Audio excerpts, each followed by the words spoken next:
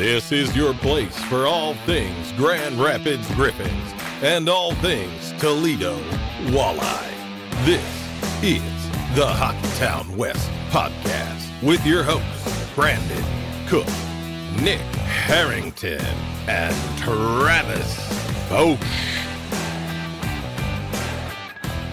Well, it never fails for me to go on vacation or maybe take in a game as a fan for the Griffins to drop 7 goals on a team and leave Nick in control of running the show pages, all the social pages and everything. And he has to clip another 10-goal game. I'm sorry, Nick. I'm apparently not allowed to go on vacation, but apparently if we want the Griffins to drop 7 goals, I need to go on vacation more. Yeah, like May through June is about the time that you need to go. I think just take that time off. I'll call you back in like mid-June, right? And, maybe you could take the night off. You'd still be a GR, but maybe that game clinching series, you come in and cover the team. Because there's going to be some questions I'm sure you're going to want to ask. Oh, yeah, 100%. That's the way to do it. Well, welcome back to the Hockeytown West podcast, everybody. Your source for everything Grand Rapids Griffins and Toledo Walleye hockey. And we have a special guest with us, a collaboration that I think all Griffins fans have been waiting for. The two biggest Griffins pages coming together. We have Andrew from Griffins Nest on the show, dusted off the podcast mic, and joined us. Welcome to the show, Andrew. No, I appreciate you guys having me, man. It's been a long time in the making, I would say. Yeah, I 100% agree. It's good to get you back on the mic. Hopefully we can do this more after this too, but it'll be nice to hear your opinions on things too, because we're always watching the same games. You know, usually when we have guests, it's either a player or somebody else around the organization that doesn't watch the game from a fan perspective. So it'll be nice to get another perspective and not have just Travis's Toledo perspective joining the show, which if you're wondering where he is, folks, he's of course at the Walleye game tonight as they had another dominant win tonight. Can't wait to get back on the Toledo show this week and talk about that. That episode will come out later this week. But I suppose before we dive into everything, the NHL Trade Deadline wrapped up this week and it was quiet. Like, I think we went into this week going, how many Griffins are we going to lose? And we lost one. So we're pretty well intact, and it was a veteran player. We lost Justin Holl to St. Louis, but at the same time, that kind of helps with that veteran rule we've been dealing with all season as guys come back and get healthy. But the Griffins stay intact. Nick, I'm going to go to you first on this one. What did you think of the trade deadline overall? Because I know you watched the live stream all day with Hockeytown Rundown there, where they had tons of different guests on. They were kind enough to have us on as well. Just what did you think of the deadline overall for the Wings? Yeah, the week prior, I was super anxious. I was super nervous. You know, there was rumors flying around like crazy. There were multiple scouts from multiple teams at the Griffins games. And I'm like, we're already a little short in depth for our lineup. So something big is going to happen. I'm nervous, right? The Griffins have played so well this year. So I didn't want that to lose the momentum that they had. And we go into the deadline. I know Waddy had said that the Red Wings come first. So whatever happens is going to, they're going to support and they're going to move forward with. And guys were on edge, right? They don't know where they're going to be playing by the end of the week. So going into it, I mean, I thought we were going to lose like a big piece. MBN has been very hot lately. Danielson has been injured, but people thought there were rumors about him being traded. I was nervous about losing a couple big pieces of the core here or just core in general of our prospects. There are, and I'm not going to sit here and say that there's nobody that needs to be traded. There are some guys that I'm like, okay, we've had enough look at them. They could probably move on to a different team in the prospect range. Glad that Detroit got what they got, right? We move Justin Holl. We get Justin Falk. Yeah, 1-for-1 in Justin's. So no loss there. It helps with the veteran rule on our side. But we're still a little short-handed. Not super stoked of losing Dmitry Buchnikov.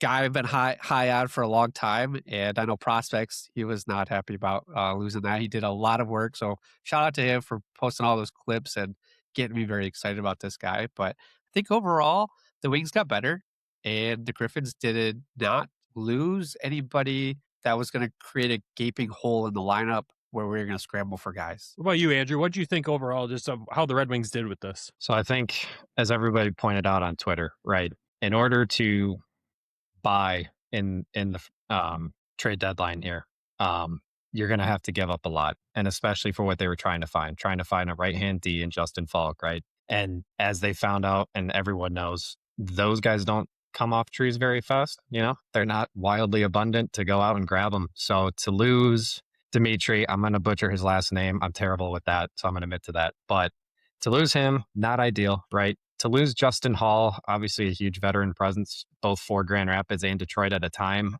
I don't necessarily think in the long term that's going to hurt him too much. I think it gives him another opportunity at the NHL level, which is probably what he's looking for, right?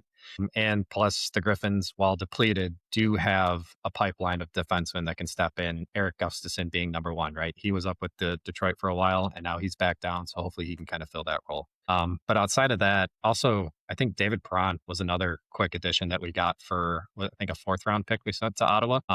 Don't quote me on that, but I think that's pretty much what it is. And There's conditions on it, but yeah. Oh, that is true. That is true. And it sounds like he's maybe 2 weeks away or so. So to get him back into the lineup with this Detroit roster, it definitely bolsters. If he slots into the bottom 6, it bolsters that. If he slots into the top 6, it allows someone in that top 6 to maybe play a role more suitable for them. So as Nick, you pointed out, I think they definitely improved on paper. And now it's a huge, put up or shut up moment for Detroit. Like, hey, Yzerman, he gave you guys some reinforcements. You got 20 games to go out and prove this. Let's make the playoffs. Let's get it happening. The one thing I want to add, Yzerman did a great job with it. He didn't give up the future, and he was able to still stick to the plan that he's gone into this entire rebuild with, right? The other thing is, Butch was a right winger, right? Or he was a winger. We have plenty of those. So another guy can step in and take over. Max Plant, there's been a lot of talk with him. I think Dylan James is another one. They have guys coming, and they have Mazer. Welcome back, Mazer, this week, right? So I think it was a great asset management on Yzerman's part. Yeah, that's a good way to put it there. And with Booch, I've seen so many complaints that we lost him. So many people who are like, I don't care. I think our friend of the show, Andrew Rinaldi, said it best to us, where he's just a Russian Bergeron. That might be what he turns out to be. Let's be real. We don't know if he's going to pan out with that. We don't know if he's going to make it to the U.S. at this point in time. So having to give up that be the only prospect, that's okay in my eyes. And it was just nice to be buyers for once. Like, all the jokes floated around when Elmer got shipped out to Pittsburgh. It was, oh no, we're sellers. But no, it was to get that pick, to make this trade happen. And I love that trade for Elmer. I love that he's going to get a new change of scenery. I hate losing him because I just loved him as a player, as a person. But at the same time, he needed to change of scenery.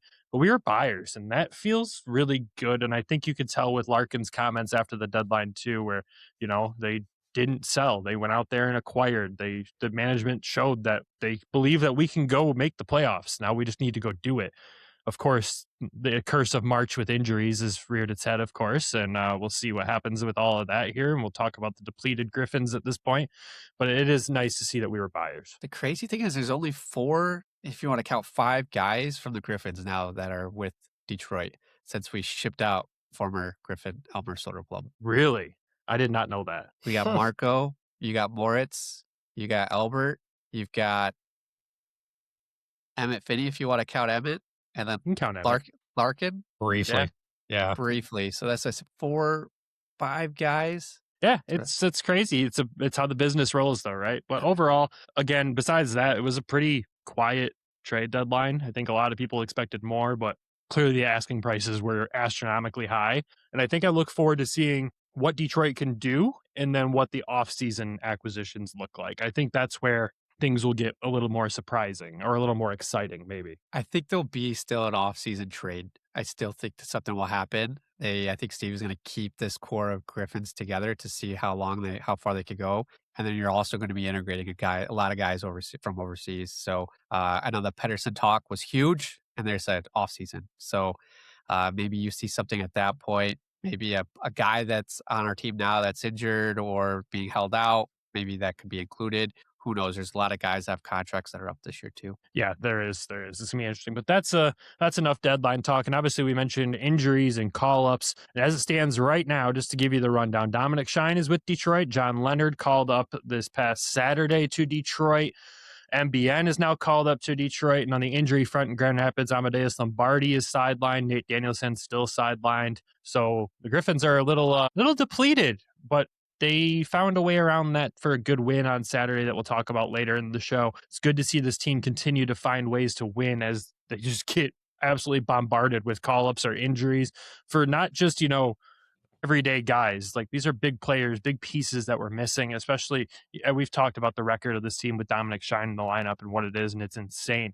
Like, you take that piece out of the lineup and still find ways to win. That's huge for this team. But am I missing anything else there, Nick, while I was on vacation? Was there anything else crazy that happened? I know Cossa was called up, sent back down. Gyro was called up, sent back down. It would take me about 5 minutes to go through all the transactions that happened, whether they're on paper or not this week. Anything else I'm missing before we hop into the games? I would say the biggest one is that Axel Sandin-Pellikka was reassigned to Grand Rapids on Friday, or the trade deadline day, before 3 o'clock. So if Detroit does not make the playoffs, he is able to come down and be inserted in the lineup for a playoff run for regular season games.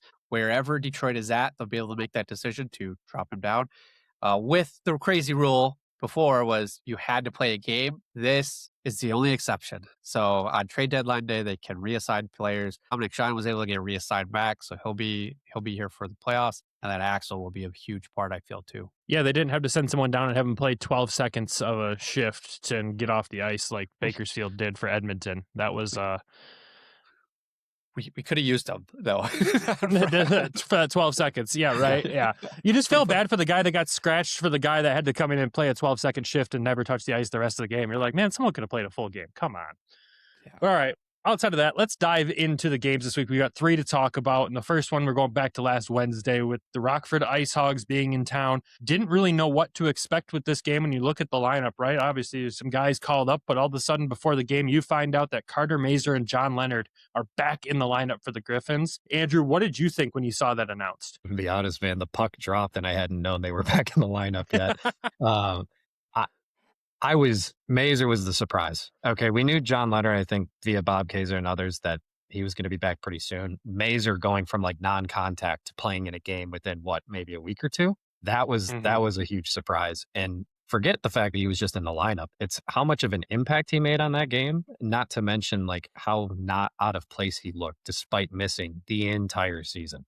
Like that, Mazer brought a ton of energy, was able to put up a goal and an assist, I believe, in his first game back. I mean, yeah, I might be jumping the gun a little bit there, but I mean, huge to have both of them back, have both of them contribute to the scoreboard. And then even, Gustafson, he contributed that game too. So, I mean, that was huge for a Griffins team, as you guys have mentioned already. Yeah, Gus had 2 points. Mazer had 2 points. Leonard had a goal in this. I mean, Mazer was second in the team in shots in this one behind Sheldon Dries, just by 1 there. So for him to come out and be the exact same Mazer as he was before the injury is really reassuring, that it says they took their time with him to get him back, even though going from non-contact to playing that quick feels wild to me. It looks like they took their time, let him come back to full force. He looks healthy. He looks good. He looks stronger. I don't know how you get that much stronger while you're off on the sidelines with injury, but he does look more stocky, more bulky. Now let's see if he can maintain that while skating constant games. I think that's been the biggest hurdle with him, is when he's out injured, he can bulk up. And then when you start doing the cardio of games and practice consistently, he kind of loses that bulk. Let's see if he can keep it and stay healthy. And if he can stay healthy for the rest of this season, man, I don't know. I think weird things will happen with him. I mean, you look at him and you can go, you should probably be in the NHL already, even though you're just back, 2-3 games. You probably should be up there too. But I think they'll slow their roll with that and let him fully come in. We don't need a repeat of his last call up. But Nick, I mean, you were watching this game closely for us, obviously covering this one while I was on vacay. Just what did you see out of this game overall for the Griffins to, one, not just beat Rockford, but beat them 7-3? So I wasn't able to be at this game, but I could feel that there was going to be a lot of energy. You get Leonard back, you get Becker back, you get Mazer back, you get Gustafson back. So it was just everybody was. I could tell that everybody was pumped. Right? It was going to be a quick game, and not a quick game, but it was going to be a great game. You start off with Sheldon Dries getting a goal. And then I'm like, all right, we're 30. I think at the point in time we were 32-0 scoring first. I think that's the stat. And I'm like, well, pack it in. This is going to be a quick game here for us tonight.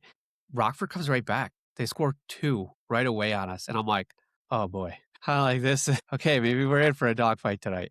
Then Lombardi scores. And Mazer's had his chance. Mazer was buzzing, like Andrew said. He was buzzing around the ice all night. And I'm like, he's going to get one. I clipped a good chance from him. And then no later, he gets the assist on Amadeus Lombardi's goal. And I'm like, all right, we're back. We're going to get this game. There's no doubt in my mind on it. And then Leonard gets a goal. Now the floodgates are open. Yzer gets a great one from Tyler Engel. Tyler Engel sets him up from behind the net, dishes it to the right into the slot where Mazer's sitting, just puts it right over the goalie, right off the bar and in. Nygard, he comes in, he gets a goal. It's like, okay, now you've got Leonard who was leading the league in goals, right? You got Amos who's on fire. You've got Carter Mazer now scoring. You've got MBN who's been on fire as lately. So it's like all cylinders are just firing right now in this game. And I'm like, this is the greatest thing. Like, this is what we expect. This is what we wanted in the beginning of the season, right? You get all of these guys just going. And then Rockford gets another one. And then at that point, they pull the goalie. Gus gets an empty net from way down in his own cycle, or in his own zone, just launches this across the ice, dead center into the net. It doesn't look like he's rusty at all from being in Detroit for the last couple weeks with no games played. And then Seager gets an empty net at the end as well, just to pack it in. It was just, the goals were like, we joke because every time I cover, it's a goal explosion, but they were greatly timed. They were spaced out. It wasn't just everything all at once. So it did make my life a little bit easier on Wednesday night. So I do appreciate that. There was enough time in between the goals to be able to do it. But just a great showing, right? Like, you couldn't ask for anything better.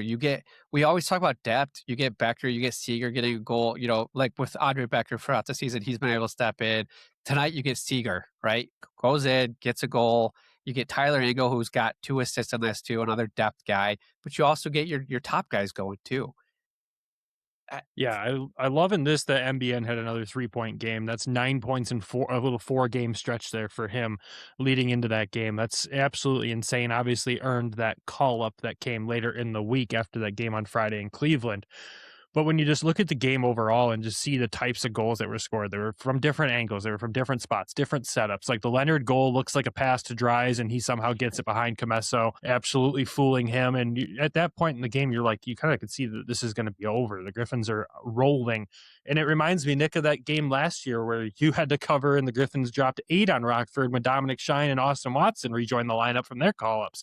They get a couple of their guys back, the guys that are, glue guys to this team in the locker room, and they just have fun. They just explode. They have a good time. That's a great callback to that game because it was really that feeling, right? And this game too, they went with the traditional lineup, which is something that they hadn't been able to do in a long time, or at least consistently, right? So it was good to be able to see that.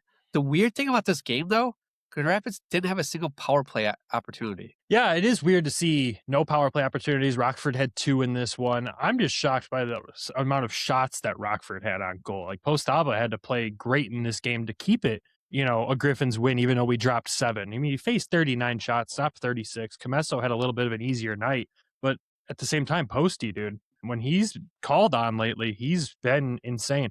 I mean, Andrew, you've gotten to watch this goalie most of the season too. Just how shocked are you with how well he's played at this level coming out of nowhere from the Czech leagues? He's played so well. I'm honest to God surprised an NHL team hasn't called to put him on like a professional tryout with an NHL club, like thinking like Edmonton or something, right? I know he is technically signed by Detroit, so that's not an easy solution, right? But for him to come in, even just the start of the year, right, when Cossa and Postava, I mean, for the most part, have been kind of going, 50-50 splits with Cossa doing a little bit more. I mean, you would think Postava would look like a true number 2 netminder compared to Cossa, but you could argue any day of the week, they're 1A, 1B. Like, it doesn't matter who you put in net. Both guys have been just absolutely incredible. Postava's positioning, his ability to make timely saves, read the pucks. Like, it's very hard for me to look at any game that he's played and point out like a glaring hole in his game. He's just been rock steady for the Griffins, and I couldn't be happier for the guy to come in and kind of make a name for himself. And who knows, maybe going forward, he gets an even bigger opportunity, right? Yeah, it's really made the goalie prospect funnel interesting here because you obviously, Trey Augustine's out there looming that contract if he signs or whatever. That's the topic of conversation. But Postava is a prospect, and you have Gylander, who's a prospect, and they both have performed so well in the American League. And Gylander obviously doing great things in Toledo still as well. But Postava, with obviously only 18 games played compared to Sebastian Cossa's 32 so far this season. A 1.82 and a .935. He's the second best goalie on the team when you look at stats of goalies that have played. Obviously, different sample sizes of games played, with Gylander still having the best numbers in the 7 games that he played. For some reason, if you look at the stats on AHL.com, Postava is still not a qualified goalie. He hasn't played 1,080 minutes yet. That's the qualification for him to be in the qualified goalies territory. Once he hits that, the Griffins, I mean, they'll have 2 of the top 5 goalies in the league between Cossa and him when you look at the stats. It just sucks that you can't see that right now because he's not qualified thanks to that injury. But yeah, Posty's been unreal. This game is just an unreal way to, and you look at the weekend before, it was a tough weekend. It was a battle of a weekend, and you kind of go into this game wondering, what are you going to see? And this 7-3 win is massive. It's exactly what you want to see, especially in a division game with a divisional opponent that's kind of fighting for their playoff lives at this point. Is, you know, as wild as that to say with the 16 games remaining for them, but they are on the outside looking in, which, Nick, when we did our season preview, they were in the top 3 in this division in our eyes. Yeah, it's the AHL. It's crazy, man, especially this division. When you told me that when we started this thing, is the Central Division is wild. Anybody can get in. Anybody. It's like baseball. Now that we're right around baseball season, like it's literally anybody's game. I figured Chicago, with being as bad as they have been, they had a lot of prospects. Rockford would be on the build-up, kind of like we have been. But I guess their veteran signings just haven't been able to perform as well as ours. I mean, we have an Olympic hockey player on ours, so good luck competing against that. I mean, Rockford, yeah, their rookies have done great. You look at Nick Lardis, who obviously had a goal in this game. He's been fantastic. He spent some time in the NHL this season too. And there's so many other guys. And granted, they were picked apart before this game too. Rockford had a couple of call-ups to the NHL at this point where they had to call up some guys from Indy. So it's no fault to them, but you really did expect, but I did not expect you'd look at Rockford on the stat sheet and see a .393 winning percentage with 16 games left. That is just not what I expected going into this season. But anything else that I missed from this game besides the luck of the bat? Is that what we call this game, since there was a bat flying around Van Andel Arena all day Wednesday? This game was bat crazy or something. I don't know. I wanted to put some sort of pun in the beginning and I forgot. But yeah, absolute bat shit, right?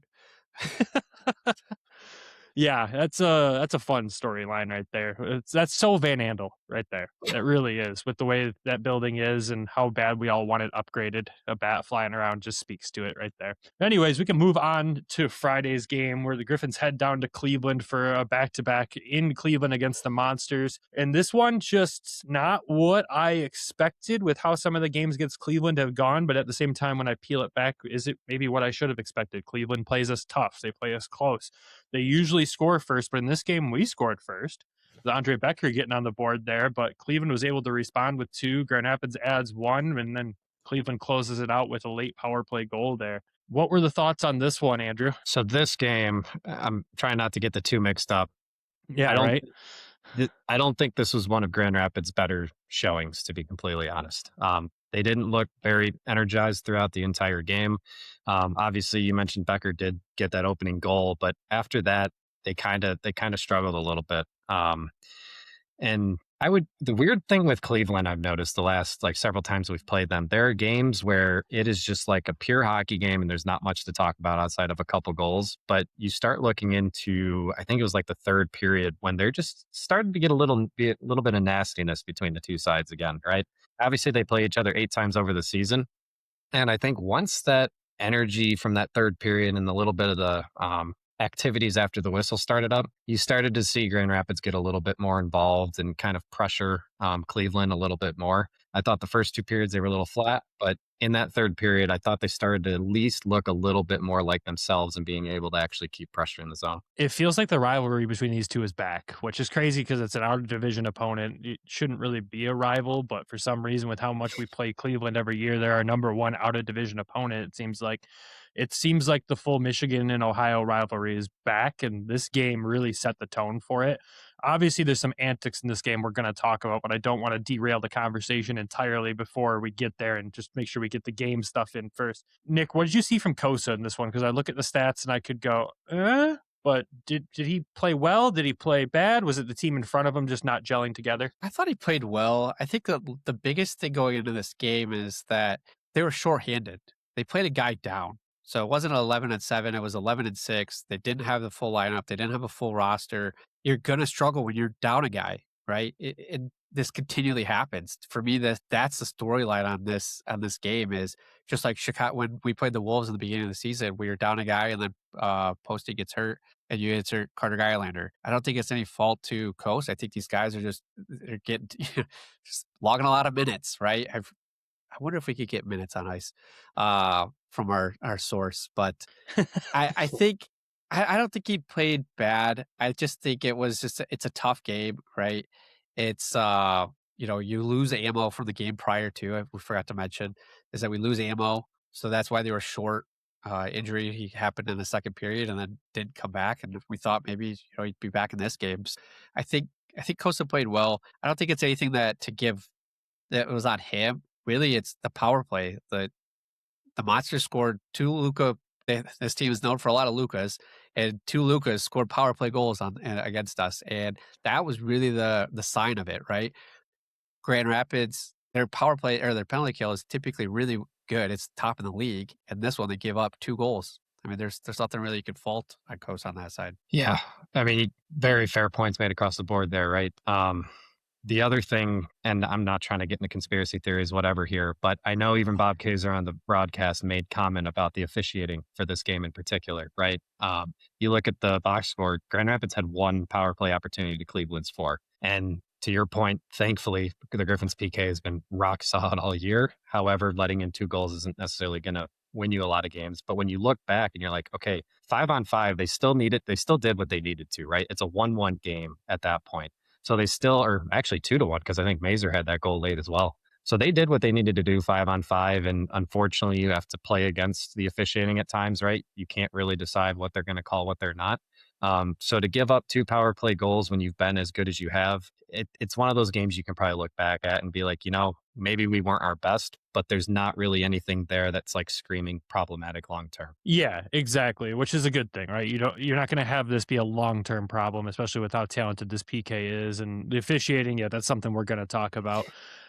Nick, I'm glad you brought up the lineup thing because I completely forgot about that, obviously, with being on vacation. And we talked in length about that when the Griffins went into Chicago down a guy. And you're a professional hockey team. That should never happen. And we've said it before, and I'll say it again. It's embarrassing when that happens and you expect this team to go out there and get a win when you're not even giving them a proper full roster. How do you not sign a guy to a PTO? I know the deadline just happened. I know there's a lot of moving parts when it comes to that, but you've got to get a body out there to fill in this lineup. I mean, even though you've depleted Toledo all season and signed PTOs and some of those guys ended up going overseas, unfortunately, like you couldn't pick up a guy to fill a slot on your way down to Cleveland. Like, come on, you drive right through Toledo. You drive right past it. Just pick up a guy, pick up Tanner Kelly and just take him with you and see what happens. Pick up Brandon Hawkins, give him that Griffins PTO we keep wanting to see. Fill the lineup though. It's embarrassing. They cannot keep doing this. And the fact that it's happened twice in a season is crazy because it's that joke,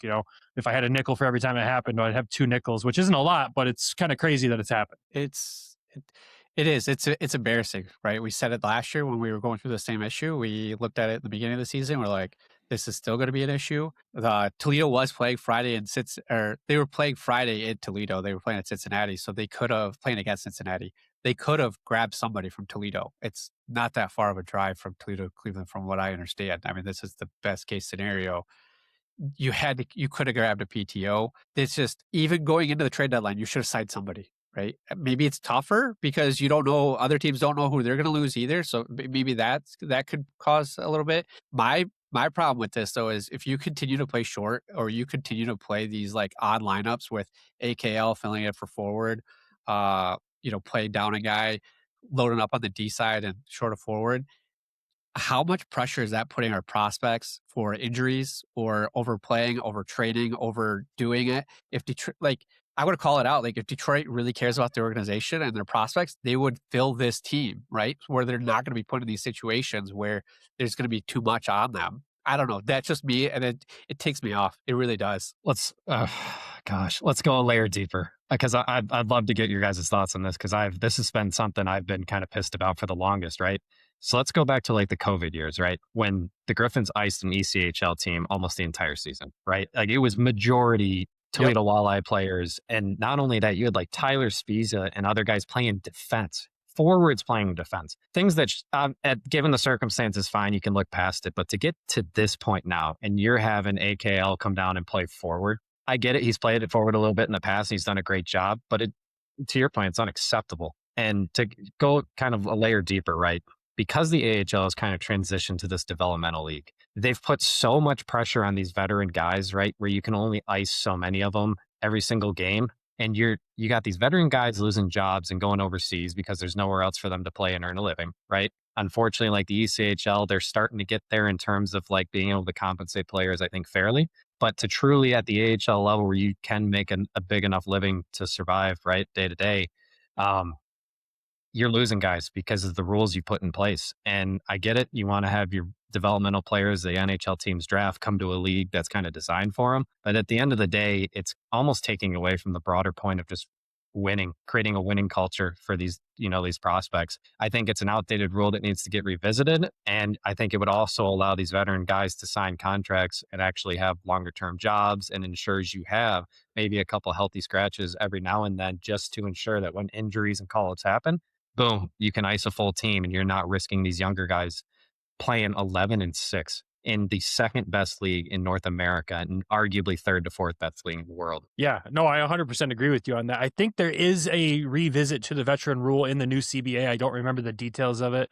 I know Scott Housen mentioned parts of it, but I don't think it solved the problem that we're talking about here when he mentioned those rules. It is a problem. They need, I think back, and maybe it comes down to just how the Red Wings management works now.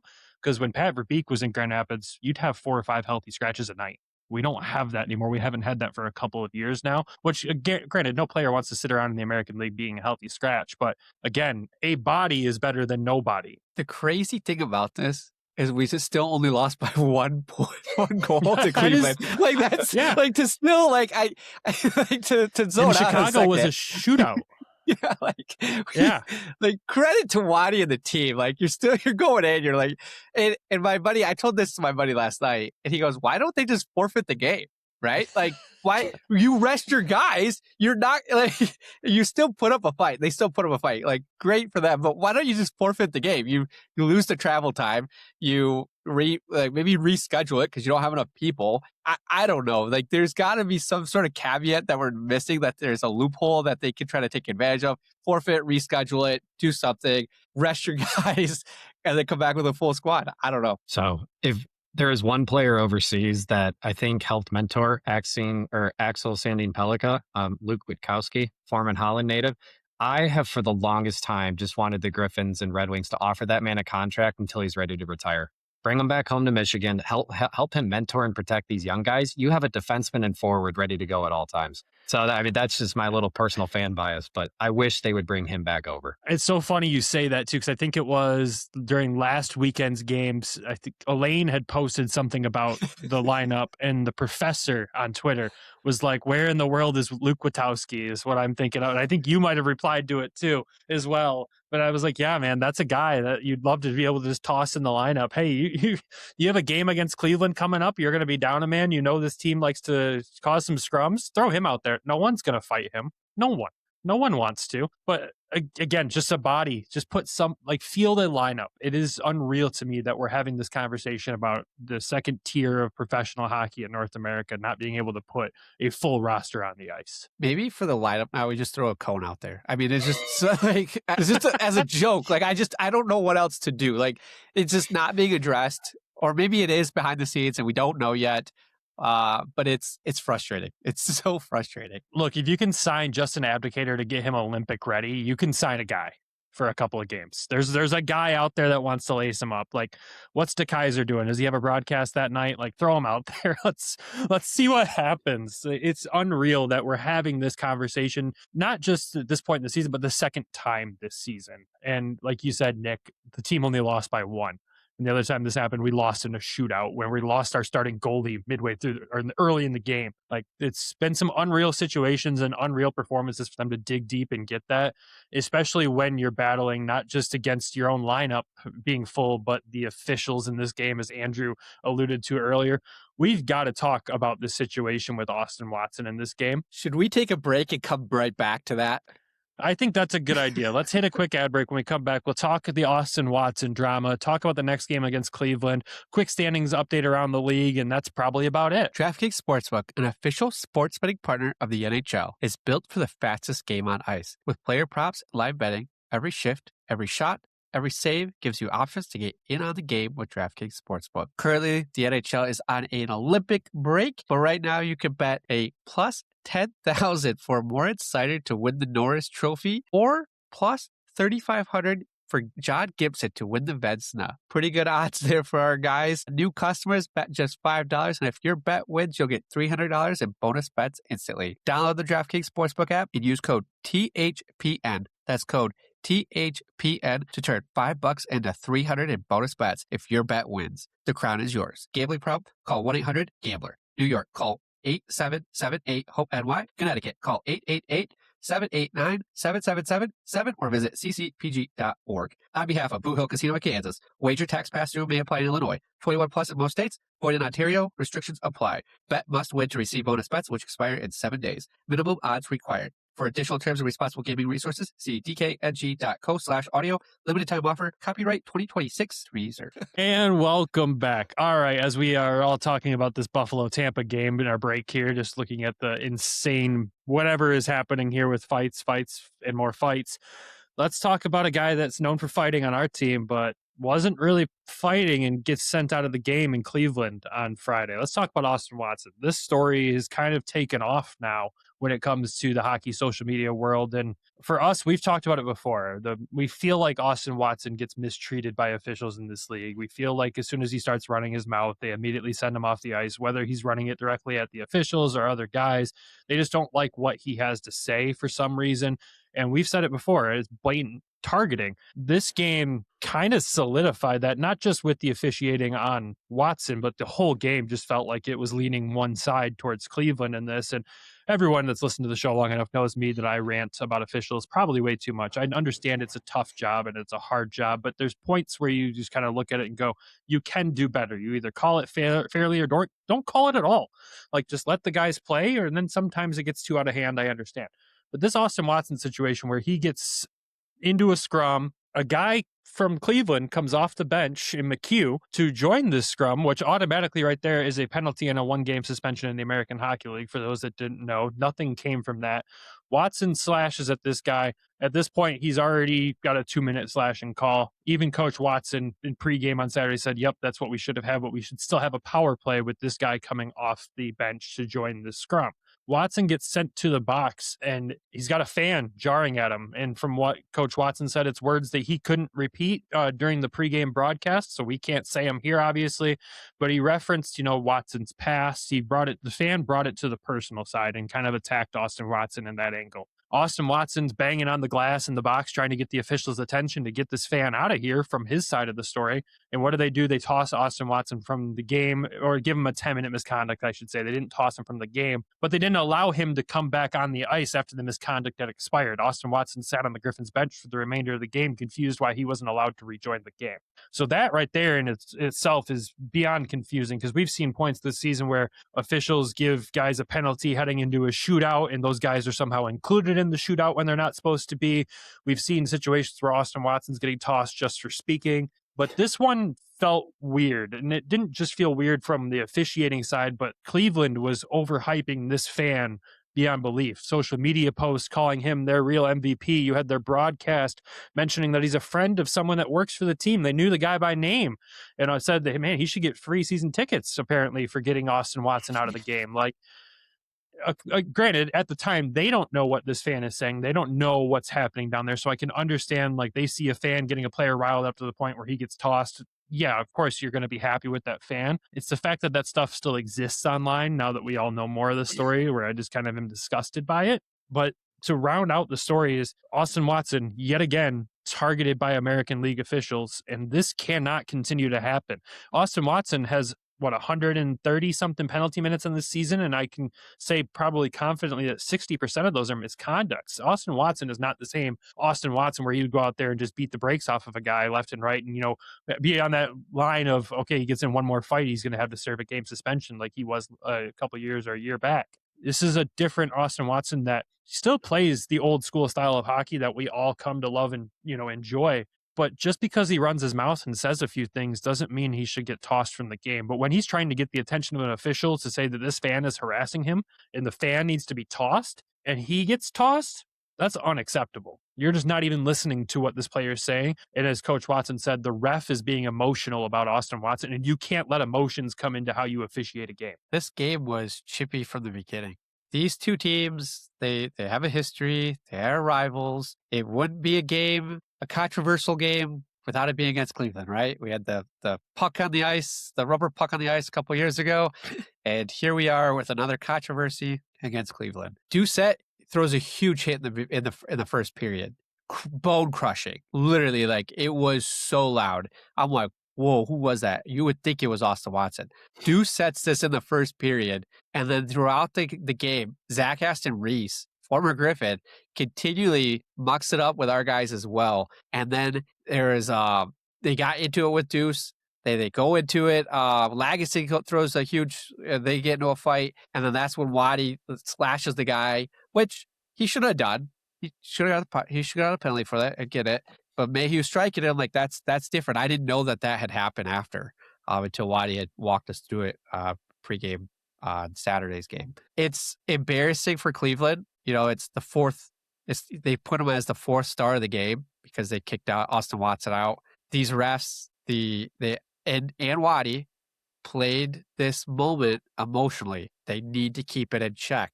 Waddy knows there's a microscope underneath him. He needs to do better. I'm mad that the penalty box official, I don't know what his clear name is, his title is, but he should have said something to the refs. Hey, this should have been handled. The fan should have been removed from the game. He should have not stayed. There should have been security down there. If this happened at the Van Andel, the guy would have been tossed extremely fast. Like, this would not have escalated to the point that it was. Again, Waddy's got a history. It's going to continue to go, and he has to keep that. He has to tune it out. He's got to figure out a way to tune it out, because a game we're already playing short, now he doesn't get to play. He's tossed, and it's near the end of the game. I get it, but at the same point, like, we're one goal away from going into overtime, right? Getting another point. It's unfortunate. It's ridiculous, right? I mean, through the whole thing, I'm not trying to just call out Austin Watson on it. Cleveland did a terrible job of naming this guy fourth star. It's a friend of an employee of the organization. It just needs to stop. Like, disgusting. The league should have said something. I'm glad you brought up the attendant too, because Austin was banging on the glass because they wouldn't sound the buzzer from the penalty box. Like, in between there, he was trying to get their attention. Usually, like, they could sound the horn to get the refs' attention to come over, and they wouldn't do it, from what Dan Watson said. And that right there alone tells you what you need to know about how this situation was being handled. They had blinders on because they have they have an opinion of Austin Watson from his past and before, and they were just blinders on. Don't really care what you have to say, even though you're being harassed on the personal side. Like, you can chirp players as a fan about their game all you want. We love that. We encourage that. You don't bring up personal stuff in a game as a fan. You don't do that as a player to another player. And if you do, you usually have to pay a significant price, which is usually, knuckles to the face. It's unacceptable the way this went. And again, we've said it before and we'll say it again. The targeting of Austin Watson by officials has to stop. And I know Andrew will give you time to share your thoughts here as we went on the rant. No worries. I was taking a look just now as you were going through that. 70 minutes of his penalty minutes this season are 10-minute misconducts. 6 games, actually, because in one game he got 2, which is kind of comical at the end of the day. But to your point, I mean, talking personal towards players, right? Not cool. You're a grown-ass adult. Like, let's at least pretend like it. You can chirp their play style and things like that. That's totally, par for the course. But to go personal and not do anything about it from, like, the on-ice and off-ice officials and things like that, it's not cool. And it kind of also brings up a bigger thing, right? At Van Andel, we've seen it in the past where fans have thrown stuff on the ice, and of course they get threatened with like a power play for the other team. How is this any different at the end of the day? Granted, it's not throwing stuff on the ice, but they got one of our guys kicked out for 10 minutes, and arguably a very important guy while we're already depleted and shorthanded in the personnel that's on the ice. What stops them from doing that in the future? I mean, it just gives an unfair advantage. I don't really want to call it an advantage, but it's a slimy way to try and get an edge if you're a fan. I don't know if that's what he was intending, but yeah, sorry. Word vomited a little bit there, but I agree with you guys. It's unacceptable. And yeah. I mean, we see this a lot in Toledo, right? The fans are rowdy. They get into it, but it's respectful. And then the ushers do come down and say, hey, you got to get off. You got to go take a timeout, right? They take the fan out of the concourse, give them 10 minutes, they come back on, it's something along those lines, right? To your point, Andrew, for Austin Watson, dug into the numbers. He's got 137 penalty minutes this season. That's more than his first 6 seasons total, all right, in the AHL. And 3 fights. So 15 minutes. Yeah. Last season, he had 112 penalty minutes. So a little bit more angry this year. I don't know why, but if you took his penalty minutes out of Grand Rapids penalty minute total, they would be the least penalized team. He accounts for 22% of the Grand Rapids Griffins penalty minutes for the season. That's insane. We talked about it pre-recording. I don't know what the other team's top guys are, but I would be hard pressed to find somebody that's more than 22%.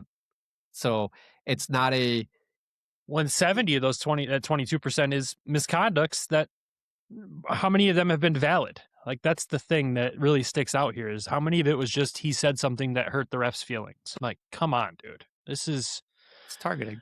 It is. It's blatant targeting. And I hope the league does something about it. The fact that McHugh wasn't suspended for Saturday's game tells me that nothing is going to come from this, and that's pretty disgusting in itself there. I would have liked to see a statement from the league on this, just how the situation unfolded. You've gotten both sides of the story now. How are you going to handle it? How are you going to handle this fan in particular? Because, I mean, we remember a situation in Toledo with a player that ended up coming to play for Toledo, and we won't dive too far into that situation because it was a rough one, but that fan was gone, done, tossed. They are not allowed back in the Huntington Center, I don't believe, ever, as far as I know. And those were personal attacks at a player. And what at first fans were, again, cheering on this guy. They didn't know the situation, but as soon as the situation came out, everyone's like, whoa, that's not okay. And in this one, the situation's come out, and there's some Cleveland fans that have been like, yeah, that's not okay. We don't claim him as a fan, but there's not a lot of people going, yeah, that's not okay. There's still a lot of people celebrating, including the organization. I wonder if we reached out to the league, if we would get an answer. That might be something worth doing. So maybe we will, to see if we can get a comment on that. But again, we don't need to take 40 minutes of the show to talk about the situation. That's definitely been talked about. But obviously, if there's updates, we'll update you guys as things go along. We just want it to stop. We want him to be allowed to go play his game, play his style, and not have to look over his shoulder to where there's a guy in a striped shirt ready to call any little thing at him. Because you go into Saturday's game, and lo and behold, what gets called in this game at some point? Austin Watson goes to the black box for a slashing call. And it was the softest, not a slash in the world. And I was like, here we go again in this game. But at least this game was called more evenly. And the Griffins come out of this one still depleted, but, not a man down in this game at least, but still depleted. You had AKL playing forward in this one again. But the Griffins come away with a big 3-1 victory that just kind of felt like a statement in a season where they don't need to go out and make statements. But this game sure as hell felt like a statement. Yeah, you get AKL to play forward. It allowed us to bring up Nick Andrews from Toledo, which I was stoked about. Like, we've seen Truscott, we could confidently deploy him. We know what his game is. We know what he is. I love that we gave a different Toledo guy, a guy that's signed by Grand Rapids, a chance to see what he looks like in Cleveland. It's not a far drive, but we were able to see what he is. What can he do at the AHL level? Where is he? Like, what can he do for us? Right? This is just kind of that next level of, okay, we get a couple games with this guy, see where he's at, and then go from there, right? I don't think this is a game that was like a must-need win where it's, let's pull this guy in, or a game we can just kind of just throw away, right? But the team responded, and with him in the lineup, and I thought that was huge throughout this. Yeah, it's how you respond to games like that, and I don't know, man. It just felt like the situation the night before may have brought them even closer together, which is maybe dangerous for the rest of the league because this team was already maybe one of the most close-knit groups in the league. But you guys, like, you see the first goal of the game, 54 seconds in, and it's a former Cleveland Monster and Tyler Angle. Beautiful goal. And you see him get the first one and kind of that, remember the comments of after that one game in Grand Rapids where it's like, man, I bet you wish Cleveland wishes they had a guy like Tyler Angle on their team.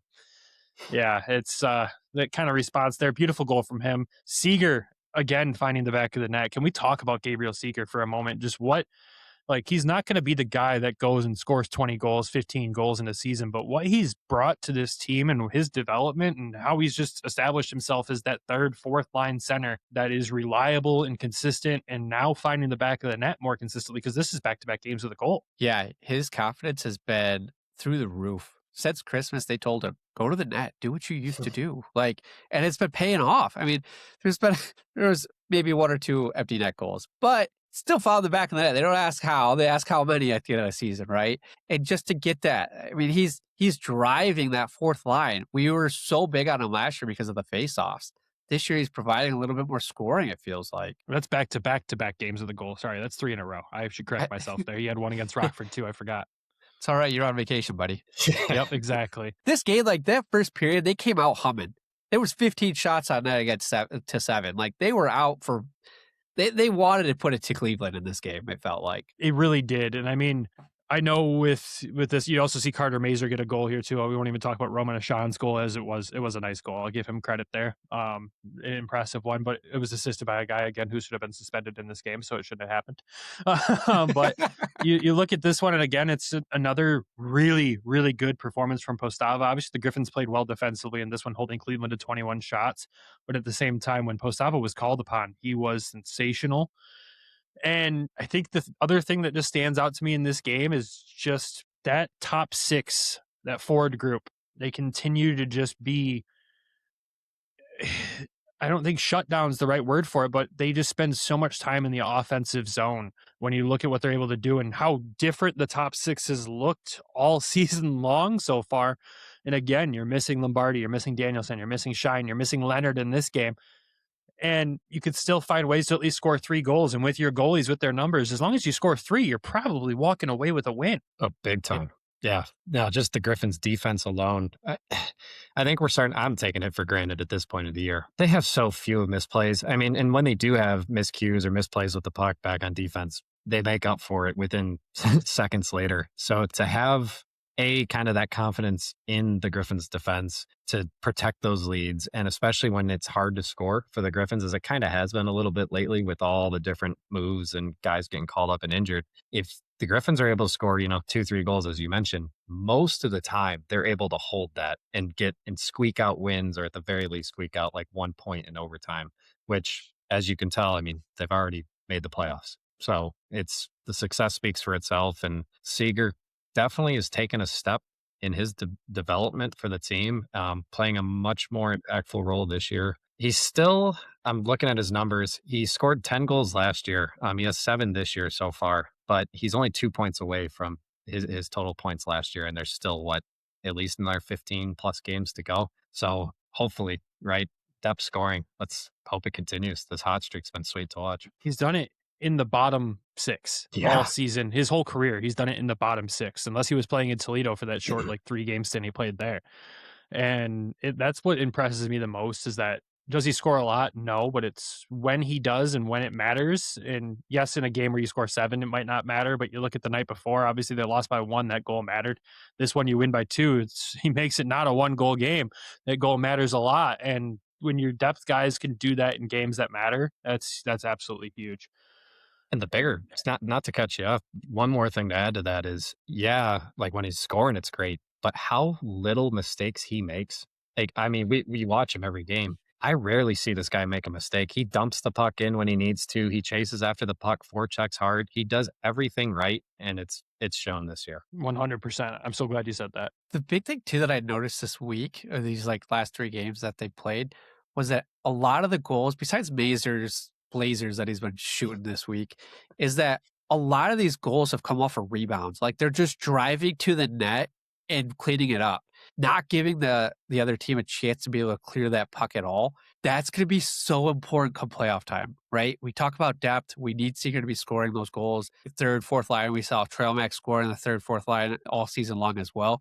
But to get to the gritty areas to clean that up, that's going to pay so much dividends throughout the rest of the season. Yeah, 100% agree. And, the last point I'll hit on for this week before we jump to the 3 stars of the week is just Carter Mazur's return. I mean, he only played 2 of the 3 games, right? He took a maintenance day on Friday, which everyone freaked out that he got hurt again right away, but it was just a maintenance day. Which giving him a maintenance day when your lineup's down a guy already too is a wild choice to me, but again, shows that they're treating his injury the right way and not just thrusting him back in and hoping for the best. But 3 points in those 2 games, 2 goals and an assist. It just shows that Mazur is still Mazur, and in this league, he's going to continue to do the damage he's done. I mean, now he's sitting at 9 points in 7 games on this season. It's unreal that he's only played 7 games this season.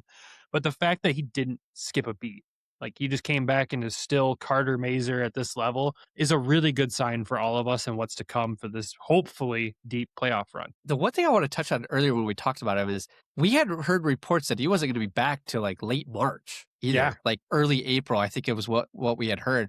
So for him to be back early March, as quick as he was, like we had Adrian, I think you had said earlier, like that's impressive. And like we said too, he continues to put up the points. He didn't seem like he missed a beat with this team at all. Like he was all over the ice on his return night, just put up points, put up shots. Like he wanted it. He wanted to show Detroit, hey, I'm here. I'm still here. Don't forget about me. I know I've had some time off, but I'm here. I can still play.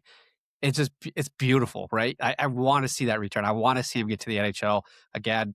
We knew going into the season that this was going to be his, like, he was going to be the first call up, especially how well he was playing before the injury. Yeah, 100%. Well, Nick, do you have a 3 stars of the week this week? Because I don't have one because I didn't watch any games. I can give you one roughly though. Yeah, let's see what you got. All right. we can argue it. All right. So the 3 stars of the week I put together there. At 3rd star, I did put Carter Mazur with his 2 goals and an assist at 3 points this week. I had MBN as the 2nd star with 2 assists and a goal in that game on Wednesday. And I actually put Gabriel Seeger as the 1st star with 3 goals this week. Any disagreement from you guys there? I mean, I'd throw Postava maybe as an honorable mention because he's been rock steady. But yeah. Yeah, I couldn't do the math of his save percentage and all that stuff over the 2 games or 3 games that quickly. But yeah, I would agree that he's obviously up there in that mentions as well. But I don't see anyone else that I could really call out with that many points this week, seeing that all those guys had massive 3 to 4 point weeks. I just off the cuff, that's who I'm going with for the 3 stars. I would say Mazur 1st star. Played 2, big return. I would have to give him the 1st star. Yeah, 2nd and Seeger 3. So I would just reorder them. MBN's goal and 2 assists over Seeger's 3 goals. Yeah, you got the call up too. So I think that was important. And this kid has been hot. He's been unreal. Hot. Like, been unreal. The stats I had: 6 goals, 3 assists, 9 points in the 5-game segment that they had just finished. 19 goals total the Griffins had scored. So he accounted for what, 3% of that. All right, got it. That's where I was like, he got to give him that's the fair. 1st I star. can't disagree with that. I can't disagree with that. Again, I didn't watch all the games, so I don't know. But moving on from that, let's talk about the AHL standings real quick and where they stand now, because the 2nd team has clinched a playoff spot in the American League. But we'll start with the Central Division. Obviously, the Griffins still in 1st place at 90 points with Chicago behind them at 68 points. That separation's just unreal, and it grows every week now, which I didn't think was possible. Chicago does have 3 games in hand on the Griffins, so I'm assuming they'll get it a little closer. But again, a 22-point gap with 16 games remaining is absurd and insane. You look at the rest of the division, you got a 10-point gap between 2nd and 3rd, with Manitoba in 3rd at 58 points. They're actually tied with Texas now at 58 points. Milwaukee in 5th at 51. Rockford in 6th at 44. Iowa in 7th at 43. 1 point shy of Rockford now with 2 games in hand. They'll pass them. I think they will. Iowa's been a better team now since they were at the beginning of the season. Maybe all that trash talk about them just being eliminated already is going to come come back to bite me. Heading over to the Pacific, you got Ontario still in first. Colorado and San Jose make up the top three, and your bottom team is still Abbotsford. The North Division, you got Laval, Syracuse, and Cleveland making up the top three, with Utica still at the bottom of that division. And then in the Atlantic, you have Providence, who has been now the second team to claim that playoff spot there. They have 87 points at the top of that division. Honestly, the biggest opponent, I think, as you head into the playoffs, the biggest potential finals matchup, if you just look at it now and say it'd be Providence and Grand Rapids, that'd be a very, very interesting matchup to see unfold. You got Wilkes-Barre in second, Charlotte in third, and Hartford at the bottom of that division as well. It's getting closer to some teams clinching playoff spots. Obviously, it's nice to see other teams finally jump in and do it. The magic numbers for a lot of other teams are out there. I'm not going to go through every single one, but there's a lot of teams now with clinching scenarios on a day-to-day basis. But the Griffins obviously still did it way earlier than anyone else. And anyone else has since 1993 in the American League was the stat there, which is insane. That's as long as I've been on this planet. So... Outside of that, though, nothing else for me to add. Nick, do you have anything else? Breaking news is John Gibson just got pulled in the second period with an injury for the Red Wings. So we're in the third now. So we'll probably see a Cossa recall, a gyro call up as well. Hopefully it's nothing major, but yeah, I got that. I could go over the 5-game segment, but we've kind of ran pretty long with having Andrew on tonight. That's okay. We can recap that in next week's as we get into our next 5-game segment as well. The March curse is living on strong in Detroit. If anyone knows how to reverse it, let us know, and we'll figure that out. But Andrew, man, thank you so much for joining on the show. I don't want to go from talking about a curse to thanking you, but at the same time, thank you, man. It's been an absolute pleasure. Hopefully we get to do this more. We always give our guests an opportunity to shout out where people can find their stuff, where they can follow you at. I'm assuming most of the people know where to find you at, as your following has been massive and existed a lot longer than us, but do we appreciate you, and just tell the folks where to find the stuff you share. No, likewise, gents. Absolute pleasure to be joining you here today. So I really appreciate the time. And Twitter, man. Twitter is the only one that I really am able to keep up with, and love the work you guys do. So I highly recommend everybody who listens and watches to continue following you guys. And I like to say the Griffins Nest account will try to supplement a lot of what you guys do. And together, hopefully we can put together a pretty cool, complete package of the team that doesn't really get as much recognition as maybe it should every once in a while. Yeah, 100%. That's the goal, right? To get eyes on these Griffins players, not just when there's top prospects here, but when, we're talking bottom of the barrel, rough seasons, you still have guys that you want eyes on, and that's what we're here for. And something just happened in that Red Wings game that got Nick really excited. Dominic Shine just scored. Hey! That's a great way to end the episode there. Congrats to Shiner. Oh, man. Love that. JVR with the assist to Dominic Shine. That's a beautiful thing to see. Well, I couldn't think of a better spot to end the episode there. Before we go, we got to thank the sponsors of the show, DraftKings and Everything Hockey Clothing Company. When you're betting at DraftKings, use code THPN. When you're shopping at everythinghockey.com, use code West to save a few bucks off your order. We also got to thank our lovely Patreon supporters as well. Without them, the show would not be possible. You join these lovely folks over at patreon.com/Hockeytown West Podcast. And those folks are... We have Michael Asante, Alan, and Lori Fausch, Derek Sleezer, Griffin Not From GR, Elaine Grace, John in Florida, Tyler Ingalls, Darren Swartz, Zach, Peter Grell, Joe Schroeder, Bert Rito, Jason C., D-Boss is D-Boss, Bex, and Alan from GR. Thank you all for the love and support. Congrats to Dominic Shine. Great way to end the episode. We'll talk to you all again soon. As always, go Griffins, go Walleye. Love you. Bye. Thank you for tuning in to the Hockeytown West podcast. Be sure to check us out on Twitter at HockeytownWPod, and your hosts, Nick at GR Hockey Guy, Brandon at Brandon GR Hockey, and Travis at Trav in T-Town. There it is. He was so happy. He was That's his first one. I know. That's awesome.